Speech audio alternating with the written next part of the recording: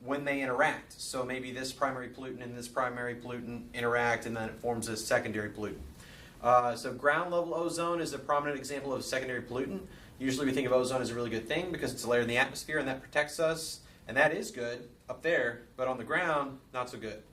Because it's like O3, so anyway, it's not good. Different chemicals that cause air pollution are carbon dioxide, which is, because its role as a greenhouse gas, is described as one of the leading pollutants and the worst causes of climate pollution. It does occur naturally, and it is important for human respiration and for plants to live, but the increase in the amount by humans has had negative effects.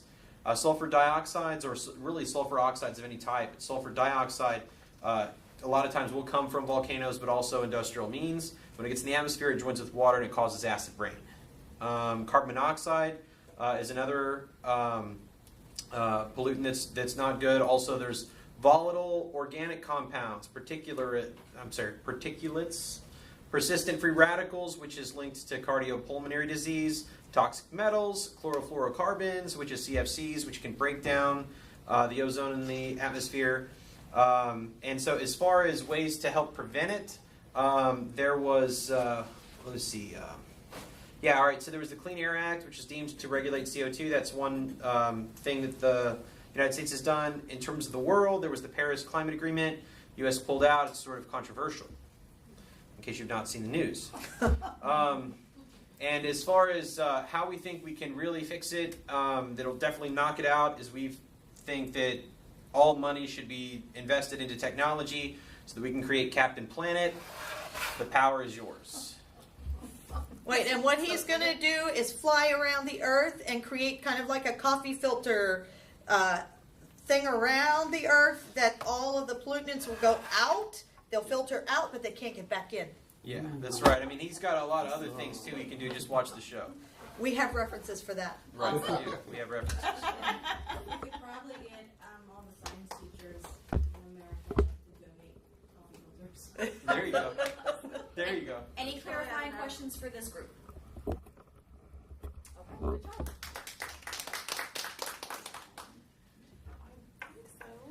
Okay, so we're done with that part. So now you don't have to be students anymore.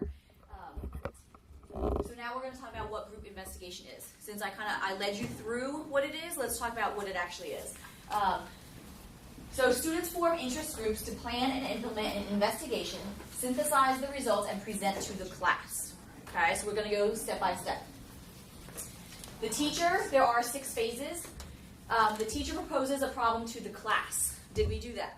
Yes. Yes. So if you remember in our beginning, the problem was, what can we do to prepare and keep our planet livable for future generations? That was our overarching question. Okay, so that's phase 1. Phase 2 is groups choose their topic of study and begin to plan their investigation.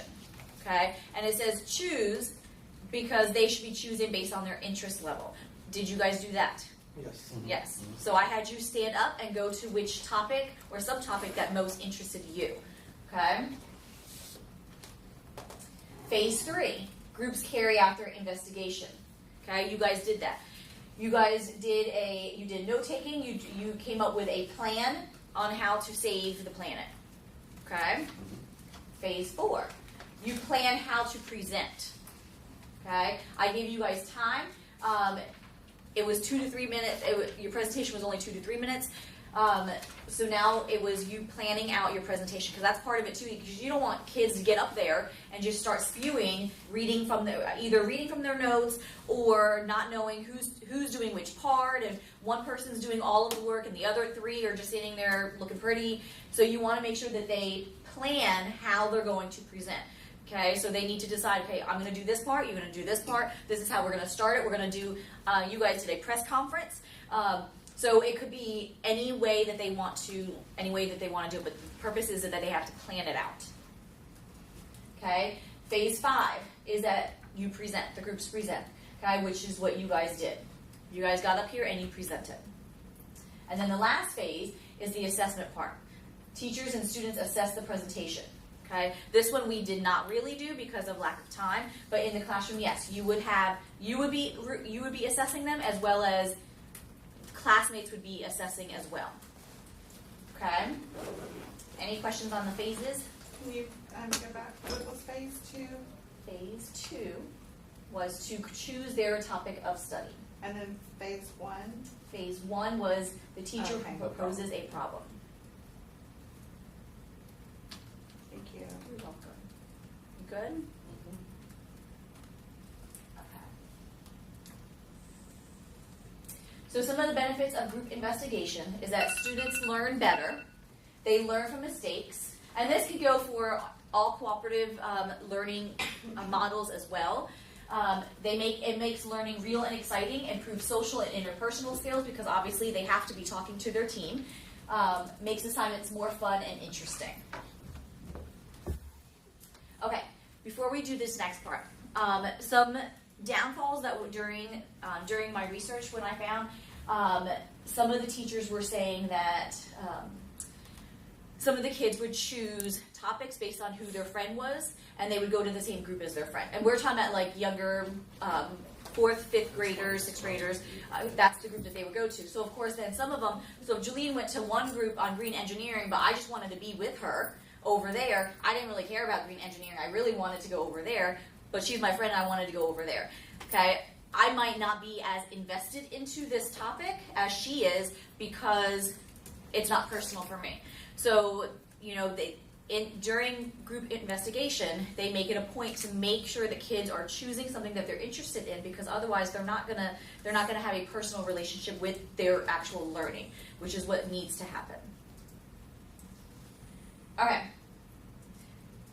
We're going to skip this because I have 5 minutes left. So part of your elaborate could be, your extension was going to be either create a visual representation that depicts group investigation. I was going to have you either write a song or a chant about GI or write a poem about GI.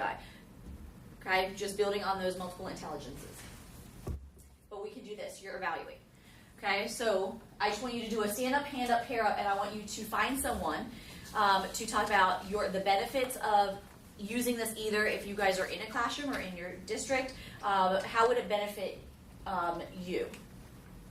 Okay, how could you use this? So stand up, hand up, and pair up. Are we even? No. So there will be a pair of 3. Go ahead and show it. You made us on. You made us on. No, 2, 3, 3. Oh, there, see? Oh, we are good. Yeah, but it's Oh, yes. all right, 3. Okay. So each of you share and then just have a seat when you're done. That tells me that you're done. Benefits of using it. I think that it would be very helpful because it's social. Discussion board of And they're all down. There's oh, I can do better presentation. You might spend like a share. I usually spend like 1 hour. Go study it together with somebody. I have to comment. You just all 5 or 6 in one class period. Like she said, going to the colleges, and then you know how it's worked out for that day. So don't give them the whole process of figuring out a topic, or what your topic is, and assign something, and research it, put these things together, and present it. Typically what I do is I watch to see what goes up. Give you guys about 30 more seconds. Throw up on Blackboard that they have to watch. Kind of wrap up your thoughts. There were 6 phases, right? Yes. And then you can have a seat when you're done. Does anyone want to share out what was talked about Jeremy does. as a group? Jeremy does. Jeremy was nominated. He was just voluntold.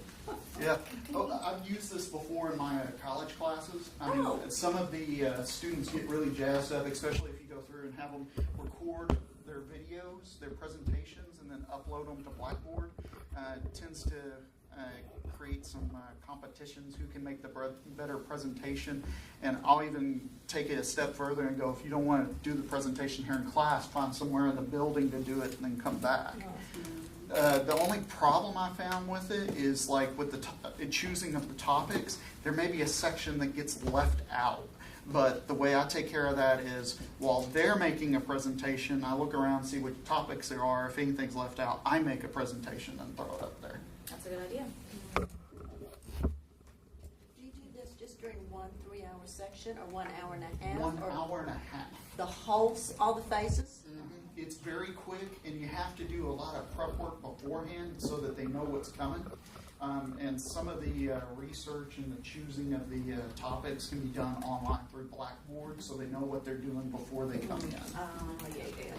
And that's a good way to avoid it taking so Yeah. long and taking so much of your class That's time. what I was thinking. It's just that that's a lot of time. Anything else? Good job, Andy.